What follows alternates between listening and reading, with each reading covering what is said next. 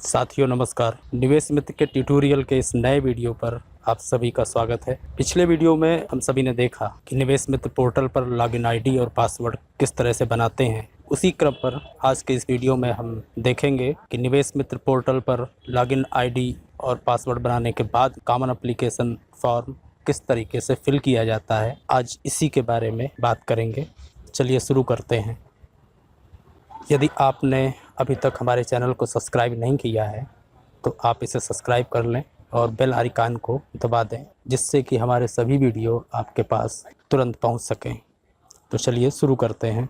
सबसे पहले हम निवेश मित्र पोर्टल के होम पेज पर चलते हैं और होम पेज पर हम जिस तरह से पिछले वीडियो में लॉगिन आईडी और पासवर्ड बनाया गया था, उसी लॉगिन आईडी और पासवर्ड के द्वारा इसको लॉगिन करते हैं। तो हमने इसको लॉगिन कर लिया है और लॉगिन करते ही हमारे पास निवेश मित्र पोर्टल का कॉमन एप्लीकेशन फॉर्म ओपन हो जाता है। कई बार लॉगिन करने के बाद में कॉमन एप्लीकेशन फॉर्म ओपन नहीं होता, उसकी जगह डैशबोर्ड ओपन हो जाता है। तो ये घबराने की बात नहीं है। लेफ्ट साइड पर कई ऑप्शन दिए हुए हैं जहां आप देख सकते हैं कि dashboard fill common application form. इस तरीके से आप यहां पर लेफ्ट साइड पर क्लिक करके भी कॉमन एप्लीकेशन फॉर्म पर आ सकते हैं। लेकिन सबसे पहले आप निवेश मित्र पोर्टल पर लॉगिन आईडी और पासवर्ड बनाना है, उसके बाद कॉमन एप्लीकेशन फॉर्म भरना है। इसी क्रम पर हम काम करेंगे। तो हम सबसे पहले आज कॉमन एप्लीकेशन फॉर्म भरेंगे और ये हमारे सामने कॉमन एप्लीकेशन फॉर्म की विंडो ओपन हो गई है।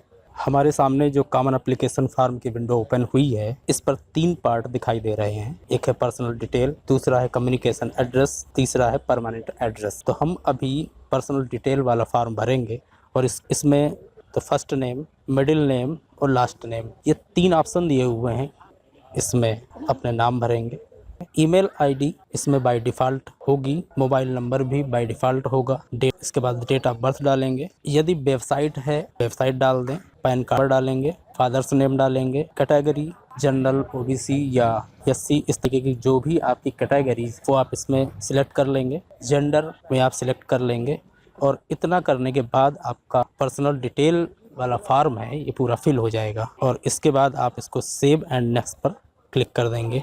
जैसे ही हमने पर्सनल डिटेल वाला फॉर्म भर कर सेव एंड नेक्स्ट पर क्लिक किया, हमारा कम्युनिकेशन एड्रेस वाला फॉर्म ओपन हो गया। इस कम्युनिकेशन एड्रेस के फॉर्म में कंट्री नेम, स्टेट, डिस्ट्रिक्ट, तहसील और एड्रेस है। इसके अलावा पिन कोड भी फिल करना है। तो हम ये सारी चीज़ें फिल कर देते हैं। इसमें ये ध्यान रखना है कि कॉमन एप्लीकेशन फॉर्म में जो यूनिट का ऑनर है, ऑनर की ही डिटेल भरी जाएगी, चाहे पर्सनल डिटेल हो या कम्युनिकेशन एड्रेस हो या परमानेंट एड्रेस हो। दोनों एड्रेस कंपनी के या यूनिट के ऑनर के ही भरे जाएंगे। और इस तरीके से हमने कम्युनिकेशन एड्रेस फिल कर लिया है और कम्युनिकेशन एड्रेस फिल करने के बाद में सेव एंड नेक्स्ट पर क्लिक करेंगे और क्लिक करने के बाद में हमारा अगला फॉर्म ओपन हो जाता है जो परमानेंट एड्रेस का है। और इस फॉर्म में एक बटन दी हुई है सेम एज कम्युनिकेशन एड्रेस। यदि हमारा परमानेंट एड्रेस और कम्युनिकेशन एड्रेस सेम है तो यहाँ पर हम टिक कर देंगे, जिससे कि हमारा पिछला एड्रेस ले लेगा वो और इसको हम सबमिट कर दें। और जैसे ही सबमिट करते हैं एक नई विंडो ओपन होती है। ये विंडो यूनिट डिटेल की है। यूनिट का मतलब जिस यूनिट के लिए हम एनओसीज के लिए अप्लाई कर रहे हैं, उस यूनिट डिटेल के बारे में ये विंडो ओपन हो गई है। अब यहाँ पर 2 ऑप्शन है, एक है न्यू यूनिट डिटेल,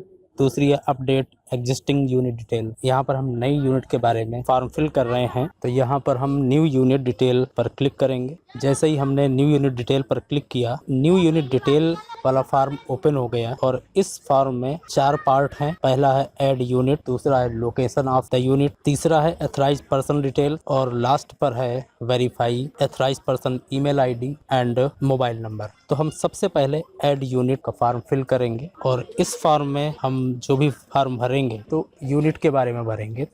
तो पहला कॉलम है नेम ऑफ द यूनिट, तो हमें अपने यूनिट का नाम फिल करना है। उसके बाद है नेचर ऑफ एक्टिविटी, तो यहाँ पर हम फिल करेंगे तो ये हमारी यूनिट का किस तरह का नेचर है ये फिल करेंगे। और उसके बाद नंबर ऑफ एम्प्लॉय कि हमारे यूनिट में कितने एम्प्लॉय काम करते हैं। इसके बाद है एस्टिमेटेड प्रोजेक्ट कास्ट कि इस प्रोजेक्ट पर कितना कास्ट आया है वो फिल करेंगे। फिर है organisation type, industry type, project status. और इस तरीके से हम ये पूरा फॉर्म फिल करेंगे और फिल करने के बाद में इसको सेव एंड नेक्स्ट पर क्लिक कर देंगे।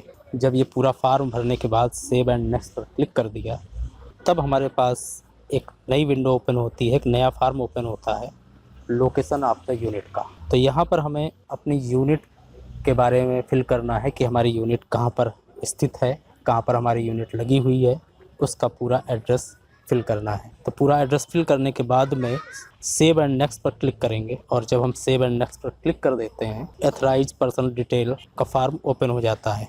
एथराइज पर्सन डिटेल के फॉर्म में उस व्यक्ति के बारे में पूछता है जो कंपनी का या यूनिट का मालिक होता है, उसके बारे में सारी डिटेल फिल करनी होती है। तो यदि पर्सनल डिटेल इंफॉर्मेशन जो भरी गई है सेम यही एथराइज पर्सन है इस यूनिट का, तो यहाँ पर हम टिक कर देंगे, वही नेम और एड्रेस फिल हो जाएगा। तो हम यहाँ पर टिक कर देते हैं, फिर इसको हम टर्म एंड कंडीशन को टिक करके इसको फाइनल सबमिशन कर देंगे।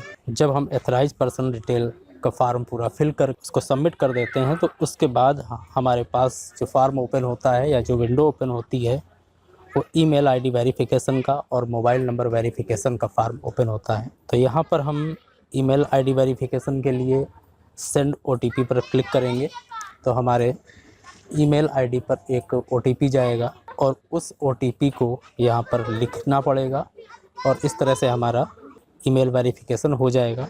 Same process mobile number verification के लिए भी है। जैसे ही हमारा मोबाइल नंबर वेरिफिकेशन हो जाता है, हमारे पास एक नया फार्म ओपन होता है जो कि apply for permissions, NOCs, licence आदि के लिए है। इस तरह से हमारा common application form with unit detail पूरा कंप्लीट फिल हो चुका है। इसके आगे का पार्ट हम आगे आने वाली वीडियो में बताएंगे। तब तक के लिए धन्यवाद।